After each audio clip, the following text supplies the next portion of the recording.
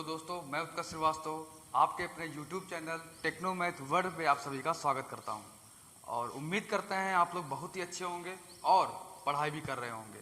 तो आज हम लोग बात करेंगे मैट्रिक्स के पार्ट 5 की, जिसमें हम लोग पढ़ेंगे multiplication of two matrix. Clear?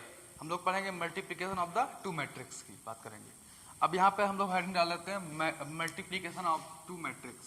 बहुत इंपॉर्टेंट टॉपिक है मल्टीप्लिकेशन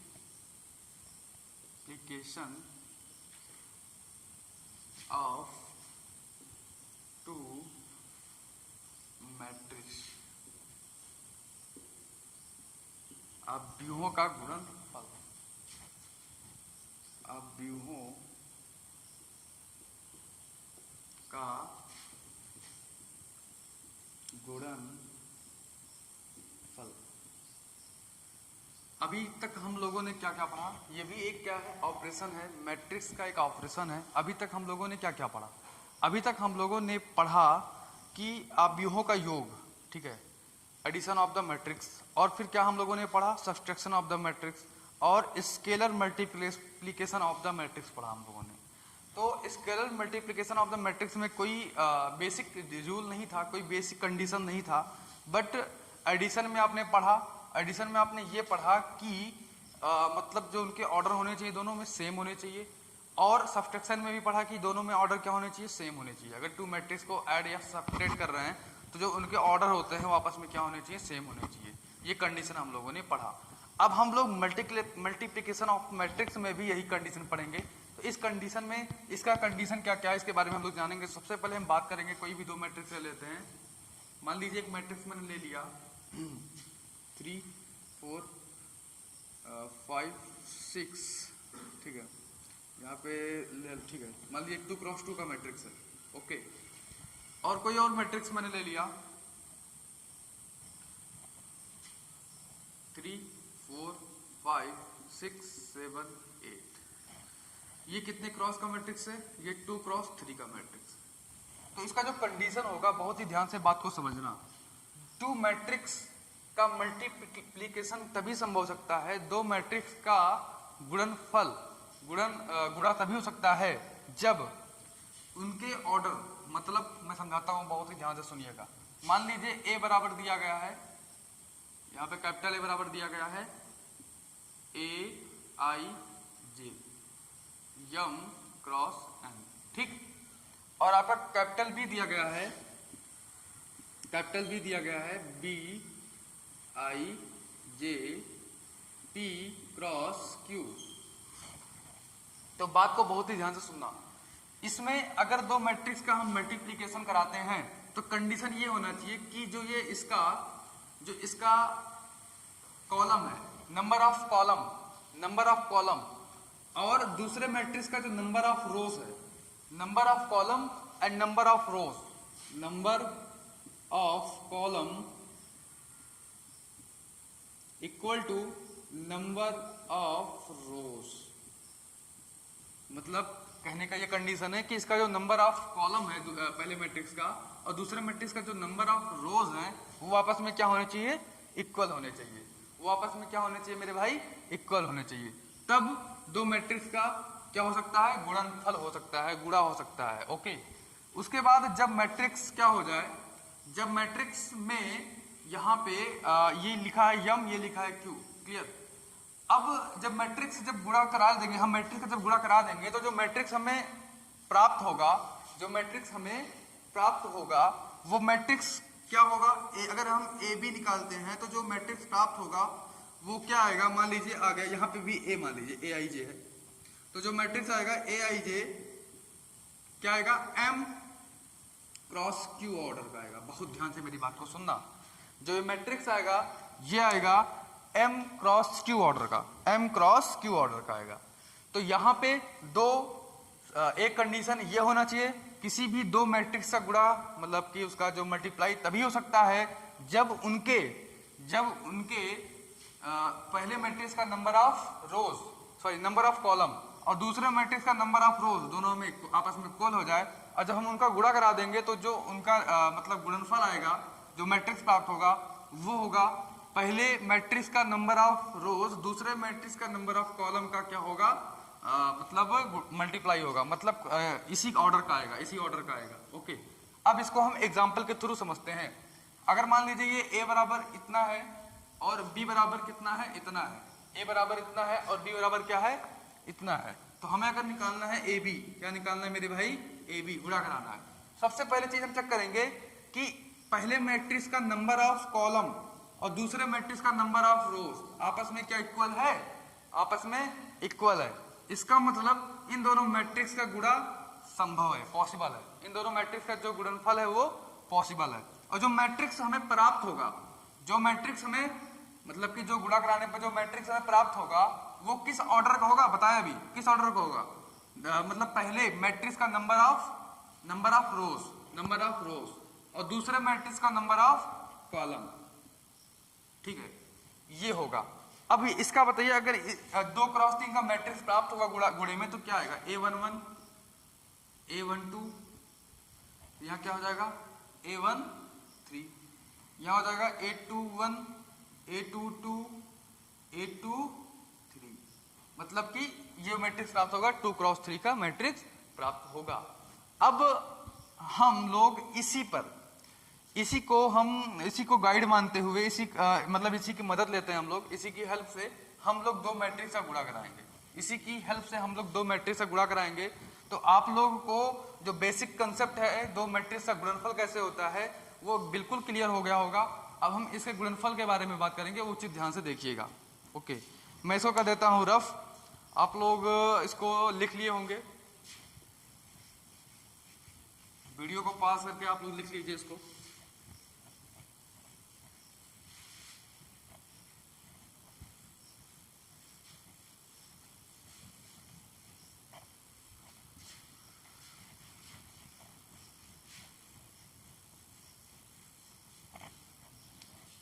अब हम बात करते हैं, मान लीजिए a इक्वल टू कितना दिया गया है, 1 2 3 4 5 6 एंड b इक्वल टू दिया गया है,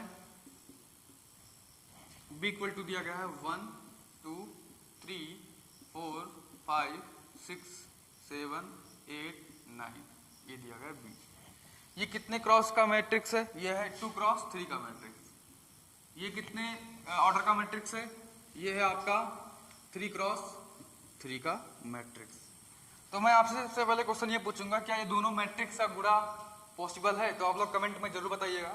मैं पूछ रहा हूँ आप लोगों से कि इन दोनों मैट्रिक्स का क्या गुणा करना, मतलब कि जो ये दोनों मैट्रिक्स है इनका अगर गुणा कराएंगे तो क्या पॉसिबल है?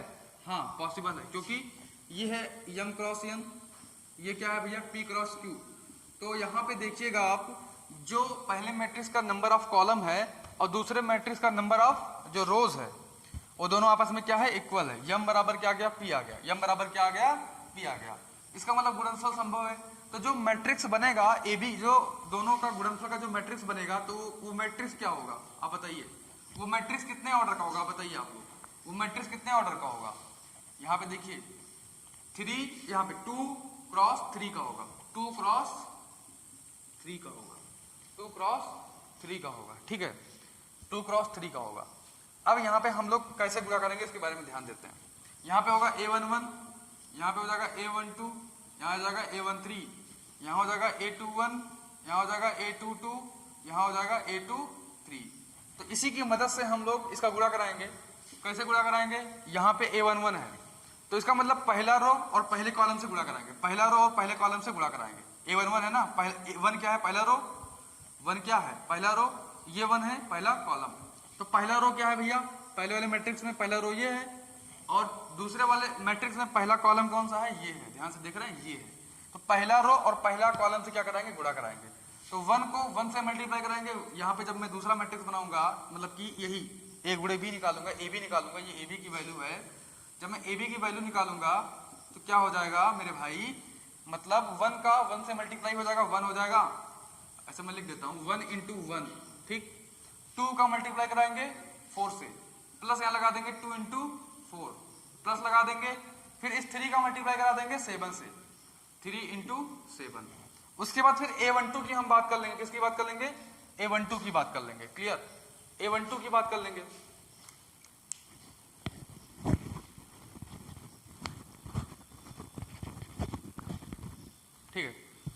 इसके बाद हम A12 की बात कर लेंगे मेरे भाई। तो इसका मतलब पहला रो दूसरा कॉलम, ये पहला रो रहेगा लेकिन कॉलम कौन सा रहेगा, दूसरा रहेगा। तो पहला रो ये दूसरा कॉलम, तो पहला रो क्या है 1, यहाँ पे लिखेंगे 1 इंटू 2, 1 इंटू 2। फिर उसके बाद क्या हो जाएगा 2 इंटू 5 प्लस 2 इंटू 5, फिर क्या हो जाएगा 3 इंटू 8 प्लस 3 इंटू 8। फिर उसके बाद अगर हम बात करेंगे A13 की, फिर बात करेंगे A13 की, स्पेस है उधर, स्पेस है। A13 की अगर हम बात कर लेंगे तो A13 की बात करेंगे तो पहला रो तीसरा कॉलम, पहला रो रहेगा ही है लेकिन कॉलम कौन सा रहेगा मेरे भाई, तीसरा रहेगा, कॉलम तीसरा रहेगा। तो इसका मतलब 1 इंटू 3, 1 इंटू 3, ओके 1 इंटू 3। उसके बाद क्या हो जाएगा मेरे भाई 1 इंटू 3 के बाद फिर 2 इंटू क्या हो जाएगा 6 प्लस 2 इंटू 6, फिर प्लस क्या हो जाएगा 3 इंटू, बताइए 3 into 9, 3 into 9, okay plus 3 into 9, ये बनेगा, ये हो गया। अब हम बात करेंगे फिर बात करेंगे यहां पे अगर हम बात करते हैं दूसरा रो पहला कॉलम। अब यहां पे देखो A21 की बात करेंगे ना तो हो जाएगा दूसरा रो पहला कॉलम, तो दूसरा रो पहला कॉलम, दूसरा रो कौन सा है, दूसरा रो ये है और पहला कॉलम ये रहेगा ही। तो 4 इंटू 1, 4 इंटू 1, फिर उसके बाद 5 इंटू 4 प्लस 5 इंटू 4 प्लस यहाँ पे क्या हो जाएगा 6 इंटू 7। आगे हम बात करेंगे 6 इंटू 7, 6 इंटू 7 हो जाएगा। फिर उसके बाद आगे बात करेंगे क्या, हाँ फिर A22 की बात करेंगे, दूसरा रो दूसरा कॉलम, तो इसका मतलब 4 इंटू 2, 4 इंटू 2 प्लस क्या हो जाएगा मेरे भाई 5 इंटू 5, 5 इंटू 5 प्लस क्या हो जाएगा मेरे भाई 6 इंटू 8, 6 इंटू 8। उसके बाद क्या हो जाएगा मेरे भाई फिर दूसरा रो तीसरा कॉलम, ये तो है दूसरा, देखो यहाँ पे ध्यान देखो, दूसरा रो तीसरा कॉलम, तो दूसरा रो तीसरे कॉलम में क्या हो जाएगा मेरे भाई 4 इंटू 3, 4 इंटू 3 प्लस यहाँ पे क्या हो जाएगा मेरे भाई 5 इंटू 6, 5 इंटू 6 प्लस यहाँ पे क्या हो जाएगा 6 इंटू 9, 6 इंटू 9। बस अब कुछ नहीं करना है, अब इसको जोड़ देना, सॉल्व कर लेना है, ये आंसर आ जाएगा आपका, ठीक है, ओके क्लियर है। अब हम देखिए इसको सॉल्व कर लेते हैं। इस चीज को मैं सॉल्व कर लेता हूं ऊपर, इस चीज को सॉल्व कर लेता हूं मैं ऊपर, ठीक है, इस चीज को मैं ऊपर सॉल्व कर लेता हूं। तो यहां पे क्या हो जाएगा, इस चीज को यहां पे मैं सॉल्व कर लेता हूं। देखिए 1 इंटू 1 1 हो जाएगा, प्लस क्या हो जाएगा 4 दूनी 8 हो जाएगा, प्लस क्या हो जाएगा 7 तरीक 21 हो जाएगा, ठीक। फिर यहाँ पे क्या हो जाएगा 1 इंटू 2 कितना हो जाएगा 2 हो जाएगा, 2 पंचे कितना हो जाएगा 10 हो जाएगा, प्लस 10। फिर यहाँ पे क्या हो जाएगा 8 तरीक प्लस 24। फिर यहाँ पे क्या हो जाएगा 3 बन जा 3 हो जाएगा। फिर यहाँ पे क्या हो जाएगा 6 दूनी 12 हो जाएगा। फिर क्या हो जाएगा 3 9 27 हो जाएगा, ओके 3 9 क्या हो जाएगा 27। फिर यहाँ पे 4 एकम 4 हो जाएगा। फिर 5 चौक 20 हो जाएगा। फिर उसके बाद 6 सत्ते 42 हो जाएगा, ओके। फिर यहाँ पे क्या होगा 4 दूनी 8 हो जाएगा। फिर यहाँ पे 50 25 प्लस 25 प्लस 8 छंग 48, ओके। यहाँ पे स्पेस कम पड़ जा रहा है, मैं इसको देखिए यहाँ पे ऐड कर देता हूँ। 21 प्लस 8 कितना हो जाएगा 29, 31। यहाँ पे डायरेक्ट में लिख देता हूँ कितना हो जाएगा 30 आ जाएगा, ये कितना आ जाएगा 30 आ जाएगा। उसके बाद यहाँ पे 10 2 12 24 क्या हो जाएगा 10 2 12 36 आ जाएगा, कितना आ जाएगा ये 36 आ जाएगा। तो मैं यहाँ पे लिख देता हूँ डायरेक्ट 36 आ जाएगा। फिर यहाँ पे हो जाएगा 27 प्लस 12 12 3 18 27 18 कितना होगा 8 7 15 45, कितना आ जाएगा 45। उसके बाद यहाँ पर देखिए 20 और 24 और 24 में 42 ऐड कर दो, तो 24 में 40 ऐड करो, 40 20 60 64 66 हो जाएगा, कितना हो जाएगा 66, ये आपका 66 आ जाएगा। और यहाँ पे देखिए क्या करेंगे हम लोग 25 में 8 ऐड करेंगे, कितना आएगा 33, और 33 में 48 ऐड कर देंगे। तो 33 में 48 मत ऐड करिए, 50 में 30 ऐड करिए 80, फिर 81 हो जाएगा, कितना हो जाएगा 81, मन में ऐड किया करिए 81। उसके बाद लास्ट वाला जो है 4 ते 12 5 छक 30, 12 और प्लस 30 12 32, 6 पंचे 30, 4 तिया 12, 30 12 32, 32 6 9 54, 32 प्लस 54 कितना हो जाएगा, 32 प्लस 54 कितना हो जाएगा, 4 2 6, 5 3 8 86। तो ये हो जाएगा आपका। तो ये कितने ऑर्डर का मैट्रिक्स बना है, ध्यान से देखिए, कितने रो हैं, 1 2 2 रो है, और कितने कॉलम है, 1 2 3 3 कॉलम है। तो ध्यान से देख लीजिए, मैंने यही बताया था कि टू मैट्रिक्स का मल्टीप्लीकेशन कैसे होता है, अगर पहले मैट्रिक्स का नंबर ऑफ कॉलम और दूसरे मैट्रिक्स का नंबर ऑफ रोज आपस में इक्वल होने चाहिए, ये तो हो गया। जब उनका मल्टीप्लाई हो जाएगा, जब उसका गुणनफल हो जाएगा, जब उनका गुणनफल हो जाएगा, जो गुणा हो जाएगा, जो गुणे में जो ऑर्डर आएगा ना, तो पहले मैट्रिक्स का जो क्या होगा, पहले मैट्रिक्स का जो रो होगा और दूसरे मैट्रिक्स का जो क्या होगा, कॉलम होगा, वही उसका ऑर्डर होगा। तो 2 क्रॉस 3 का ऑर्डर भी आ गया, यही आंसर हो गया। तो आप लोग समझ गए होंगे मल्टीप्लीकेशन ऑफ द मैट्रिक्स बहुत इंपॉर्टेंट टॉपिक है। बहुत बच्चों को समझ में नहीं आता ये बात, तो आप समझ गए होंगे तो अच्छी बात है। एक बार में अगर नहीं समझ में आता है तो वीडियो एक बार मतलब रिवाइज करके देखें, आपको समझ में आ जाएगा। ओके, अब हम इसके प्रॉपर्टीज के बारे में बात कर लेंगे। इसकी इनकी प्रॉपर्टीज क्या हैं, इसको मैं कर देता हूं रफ।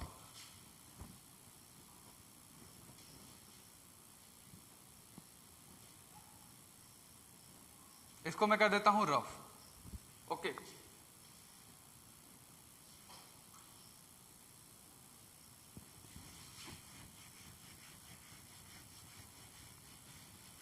इसके हम अब इसमें दो तीन चीजों के बारे में बात करेंगे, बहुत इंपॉर्टेंट चीजें हैं, बहुत ध्यान से मेरी बात को सुनिएगा।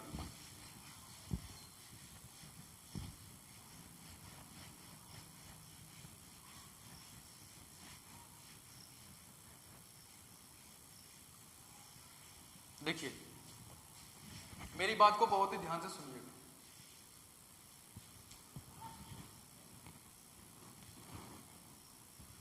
मेरी बात को बहुत ही ध्यान से सुनिएगा।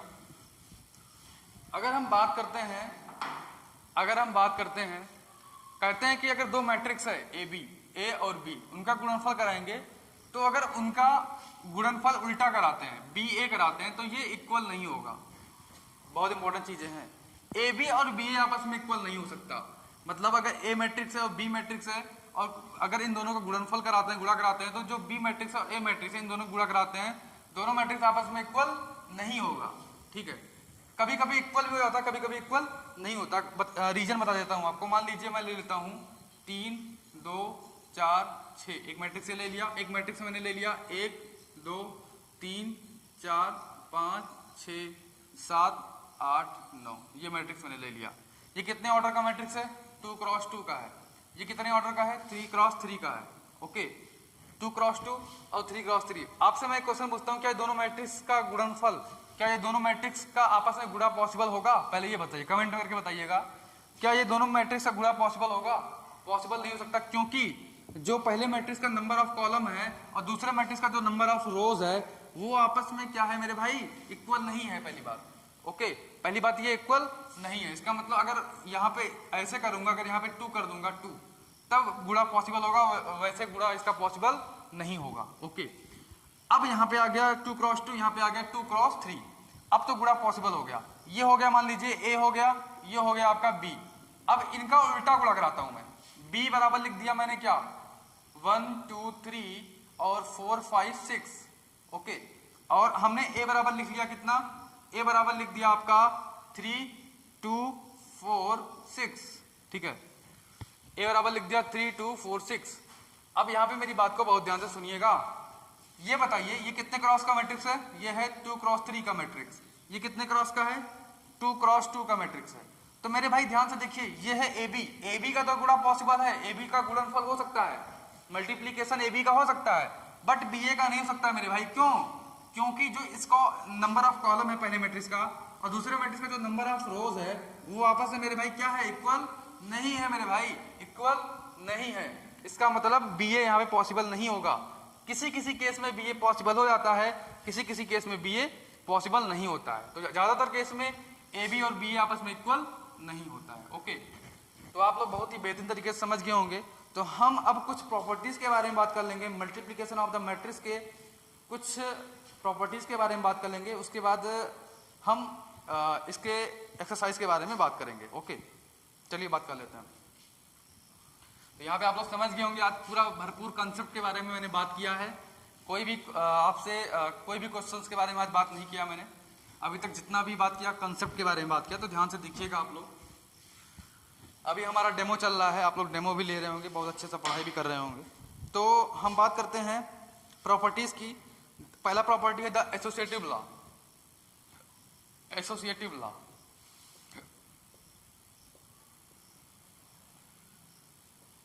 एसोसिएटिव लॉ, इसको हिंदी में बोल देते हैं सहचर नियम। इसको हिंदी में क्या बोल देते हैं मेरे भाई? सहचर नियम। सहचर नियम। एसोसिएटिव लॉ में क्या है ना, एसोसिएटिव लॉ में अगर ए बी सी 3 का गुणा कराते हैं, ए बी सी 3 का गुणा कराते हैं मेरे भाई, तो इसमें होगा क्या कि जो अगर मैं पहले ए बी का गुणा करा देता हूँ फिर सी का गुणा कराता हूँ, अगर फिर ए बी सी फिर करता हूँ, पहले हम बी सी का आपस में गुणा करा दूं तब ए का गुणा कराऊं। मतलब कहने का क्या है, पहले मैं ए और बी का गुणा कराऊं फिर उसके बाद सी से गुणा कराऊं।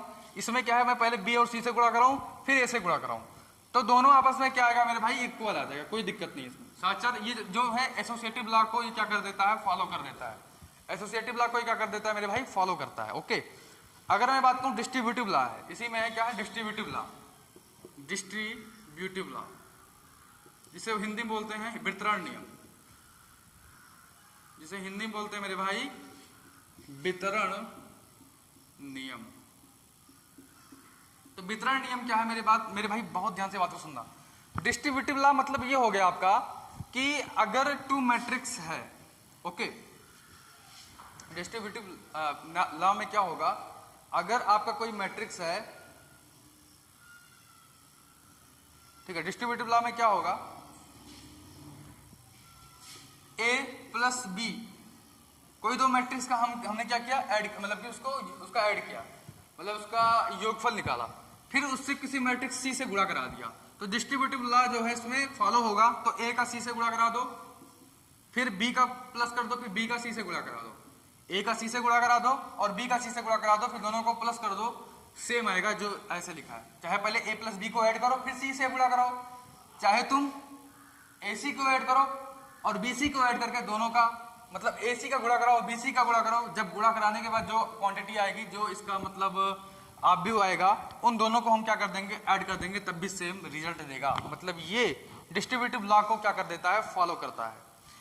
अब तीसरा जो है आपका मल्टीप्लिकेटिव आइडेंटिटी, ठीक है, मल्टीप्लिकेटिव आइडेंटिटी, इसको लिख लिए होंगे आप लोग। इसमें है क्या,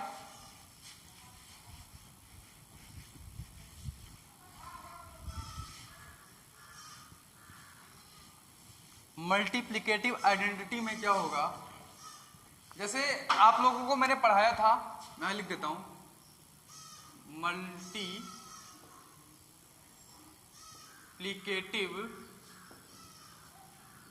आइडेंटिटी मैंने आपको पढ़ाया था, बताया था, याद होगा आप लोग को कि इंक मार्कर में खत्म हो गया है।